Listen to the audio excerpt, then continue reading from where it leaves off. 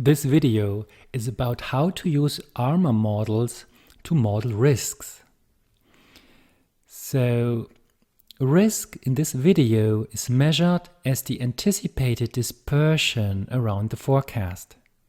So conceptually, that coincides with the variance.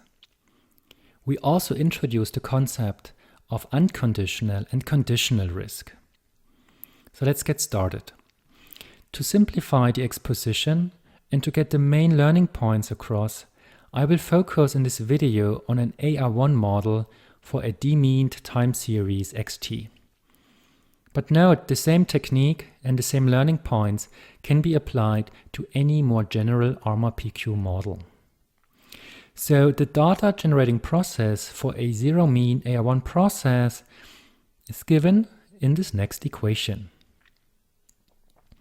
So the conditional one step ahead risk measure can be computed as follows.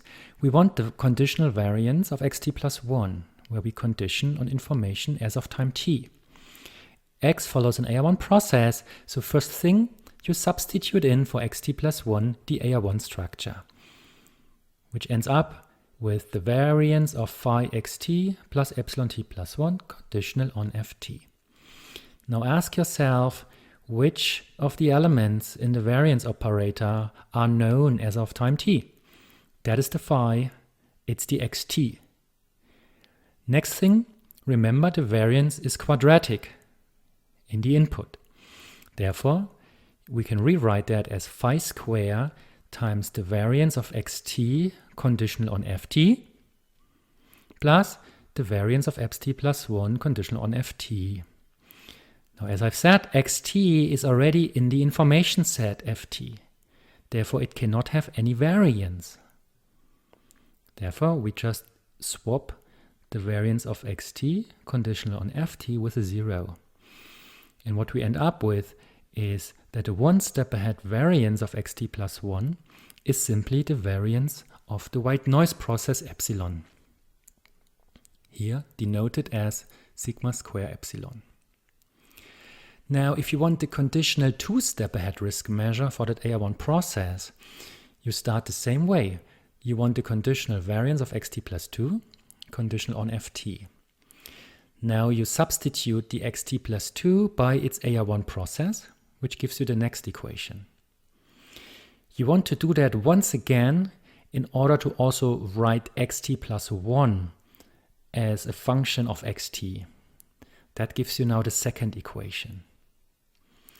Next thing you do is, you know the variance is quadratic in the input. So put the phi's out, which gives you this third equation, which says that the conditional two-step ahead variance is simply phi to the power of 4 times the variance of xt conditional on ft plus phi to the power of 2 times the variance of epsilon t plus 1 conditional on ft plus the variance of epsilon t plus 2 conditional on ft. Now, since xt is part of your information set, its conditional variance is 0. The conditional variance of epsilon, t plus 1 and also t plus 2 is simply sigma square epsilon, so you end up with the following equation, which you can nicely rewrite as the conditional two-step ahead variance is simply the variance of the white noise process times 1 plus phi square. Yeah, so as a side remark, you see if the phi was 0, x would be an IID process. And you see that also in the variance. The conditional two-step ahead variance would simply be the variance of the white noise process if x had no memory. But if x has a large AR coefficient, there's a lot of persistence in the time series, you see that the variance 2 steps ahead, it's really going up relative to the 1 step ahead variance. Okay, let's go back to the mechanics. Now, the conditional k step ahead risk measure can be computed the same way, and you end up with the equation which I'm showing you now. Similar to getting the unconditional mean, we have here two ways to determine the unconditional variance, the unconditional risk of x. You either simply take the limit of the last expression for k going to infinity, or you use the stationarity result that moments need to be the same. Meaning, let's write down the AR1 process. Let's take the variance operator on the left and on the right, and you end up with the equation here that the variance of xt plus 1 is phi square the variance of xt plus sigma square epsilon. Now by stationarity, the variance of xt plus 1 needs to be the variance of xt. Therefore, you can just write the left-hand side as being the variance of xt, and now you solve explicitly for the variance of xt, which gives you that the unconditional variance is simply sigma square epsilon divided by 1 minus phi square. As an exercise, try to get to the same solution by taking the limit result of the k-step ahead conditional variance. Yeah, you must get the same result from that. Okay, but let's continue in the video. Now, if you want to quantify risk with a different measure than variance, you need to take a stand on the IID probability density function for that white noise process epsilon.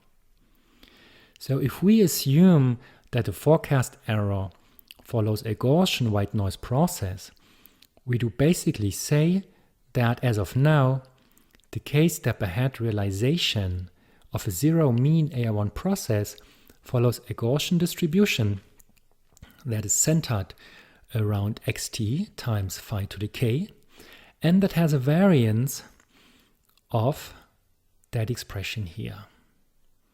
Yeah, so we could write that as xt plus k conditional on ft follows a Gaussian, for epsilon being a Gaussian white noise process, follows that Gaussian distribution here with the mean and with the variance. So if forecast errors follow a non-Gaussian distribution, then xt plus k conditional on ft also follows a non-Gaussian distribution. And that's what I'm highlighting here, that if you want xt plus k conditional on ft to be non-Gaussian, one way to do that is by assuming that the epsilon white noise process doesn't follow a Gaussian distribution, but maybe a t-distribution with fatter tails than the Gaussian.